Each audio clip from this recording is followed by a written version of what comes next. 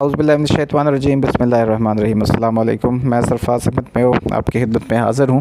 आज ये हमारा कोई लेक्चर नहीं है, बस जस्ट आप लोगों के साथ बातचीत करना था। आपको कुछ अच्छी चीज़ें सही जो आपको बतानी थी और आपको गाइड करना था आने वाले टेस्ट के लिए, जो कि 2022 आपका जो बेसिकली 21-22 का बैच है लेक्चरशिप का, उसका जो टेस्ट है साइकोलॉजी फ़ीमेल्स और मेल्स के लिए वो इंशाल्लाह जून के फर्स्ट वीक में होने जा रहा है। अभी तक बहुत सारे स्टूडेंट्स यही समझ रहे हैं कि अभी बहुत टाइम है, टेस्ट की तैयारी हो जाएगी। तो ऐसे स्टूडेंट्स जो अभी तक इसी कश्मकश में हैं, इसी कॉन्फ्लिक्ट में हैं कि टेस्ट कब होना है, कब हमने तैयारी शुरू करनी है, तो उनके लिए तो बड़ी बैड न्यूज़ है ये कि अब तो टेस्ट की डेट आ गई है। तो ऐसे लोग, मैं आपको हमेशा एक बात क्लियर करता हूँ और अपने स्टूडेंट्स को बात ये बताता रहता हूँ कि इस तरह की जो सोच रखने वाले लोग हैं, जो इस चीज़ के लिए प्रिपेयर नहीं होते हैं, हालांकि हमने इतने अरसे से आप लोगों को बार बार ये चीज़ें बता रहे हैं, एक चीज़ कर रहे हैं कि आप लोग अभी से तैयारी शुरू कर दें। तैयारी कभी भी दिनों में नहीं होती है, वक्त लगता है। एक सारी चीज़ें आपको रिवाइज़ करनी पड़ती हैं, चीज़ों को करना पड़ता है। और BS लेवल पर और MSc लेवल पर आप लोगों को भी बेहतर तरीके से पता है कि जो सेमेस्टर सिस्टम के ख़ासकर जो लोग हैं, कितना वो पढ़ते हैं, कितनी चीज़ों को वो समझते हैं। और 2-3 माह बाद मिड टर्म, फिर फाइनल टर्म और वो सारी चीज़ें होती हैं, तो इतना नॉलेज नहीं होता कि वो PPSC का जो पेपर होता है, क्योंकि इसमें तमाम एरियाज़ को कवर किया जाता है। तमाम एरियाज़ जो होते हैं आलमोस्ट उनको कवर किया जाता है, कुछ एरियाज़ की और बेसिक चीज़ें, जो बहुत सारी चीज़ें होती हैं जिनको हम अक्सर स्टूडेंट छोड़ देते हैं। क्योंकि पेपर्स जो होते हैं हमारे, जो आप मास्टर्स लेवल पे पढ़ते हो, जो आप BS में करते हो, वो हम सीधे सीधे से चीज़ों को कर रहे होते हैं। जैसे अगर आप कॉग्निटिव साइकोलॉजी के हवाले से बात करें तो सीधे सीधे आप जो है वो मेमोरी की टाइप्स को कर रहे होते हैं, लर्निंग की टाइप्स को कर रहे होते हैं, आप थिंकिंग की टाइप्स को कर रहे होते हैं, इनकी थेरीज़ को कर रहे होते हैं, मोटिवेशन क्या होती है उसकी टाइप्स थेरीज़ को कर रहे होते हैं।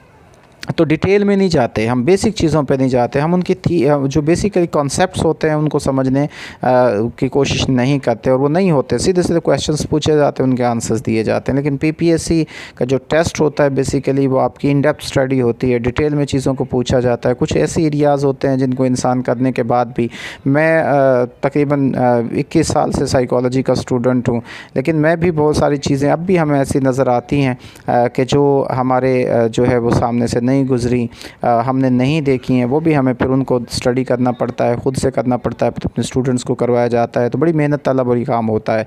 लेकिन जो ये समझता है कि हम 17 स्केल हासिल कर लें और हम जो है उसे दिनों के अंदर तैयारी करके कर लें, और हम 10 दिन में, 20 दिन में, या हम 1-2 जो है हमने MCQs टाइप की बुक्स ले ली और उनसे हम करके हमने फ़लाँ ले ली बुक्स, में नाम नहीं लूँगा, कि वो उस फ़लाँ बुक से हम जो है और वो सारी कर लें। तो मैं हमेशा ये चीज़ें बताता हूँ कि इस तरह से प्रिपरेशन नहीं होती है। कभी भी ऐसा बंदा जो है, आप बता दें कितने लोग आपके सामने हैं, कि कभी भी ये नहीं होता कि आपने कोई भी एक पब्लिशर की, एक राइटर की बुक जो है, जिसका आप कंफर्म भी नहीं है कि वो कितनी उसकी रिलायबिलिटी है उस बुक की, उसके जो आंसर्स आप कर रहे हो MCQs, कितनी करेक्शन उसके अंदर है।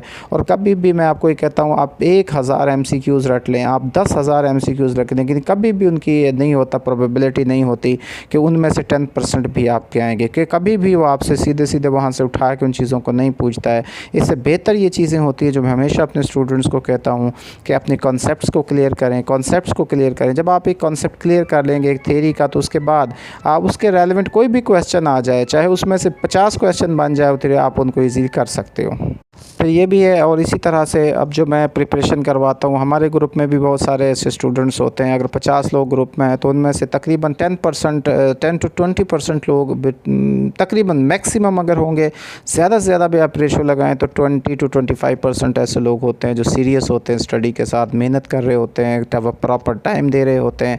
तो ऐसे लोग ही फिर रेशो, उनकी जो पास होने वाले लोग होते हैं उनकी रेशो फिर वही होती है कि 20% जो होते हैं। फ़र्ज़ करें अभी तक आप देखें तो तकरीबन 6000 कुछ लोगों ने अप्लाई किया, 6500 लोगों ने अप्लाई किया, 6500 लोगों ने अप्लाई किया, तो 134 सीटें हैं। तो उसके बाद आप देखें कि उनकी कितनी परसेंटेज क्या बनती है वो सारा। तो इसी तरह से जो टेस्ट पास करने वाले लोग होते हैं उनकी भी परसेंटेज यही होती है, यही लोग होते हैं। तो हमेशा एक बात याद रखिएगा, वो स्टूडेंट ही टेस्ट क्वालिफाई करते हैं जो मोटिवेटेड होते हैं, जो मेहनत करते हैं, जो दिल लगा के चीज़ों को कर रहे होते हैं, अपने कॉन्सेप्ट्स को क्लियर कर रहे होते हैं। और जो ये लोग सोचते हैं, मैंने अक्सर स्टूडेंट्स को देखा है, अक्सर स्टूडेंट्स, मेरा वास्ता, मैं तकरीबन 5 साल से प्रिपरेशन करवा रहा हूँ, अगर आप 5,000 फ़ीस रखते हो तो स्टूडेंट्स हमेशा ही कहता है कि जी मेरी कम से कम हो जाए, मैं उसमें से भी कम कर लूँ। अगर एक आप 3500 भी फ़ीस रखते हो तो वो फिर उसमें भी स्टूडेंट्स की ख्वाहिश ये होती है कि उससे भी कम करवा लूँ। तो मेरे प्यारे जो है स्टूडेंट्स, बात यही होती है कि आप हमेशा जिसने सीखना होता है, जिसने करना होता है, और साइकोलॉजी के हिसाब से देखें, एक बुक आप ख़रीदने लगें, अगर आप जेन्युइन बुक लेते हैं, ओरिजिनल बुक लेते हैं तो हज़ारों रुपए में आती है। अगर आप एक बुक ख़रीदते हैं, अगर आपकी लाइब्रेरी में 100 किताबें हैं तो आप अंदाज़ा करें आपने कितना पैसा उसके लिए ख़र्चा है, कितने आपने जो है उसके लिए मेहनत की है।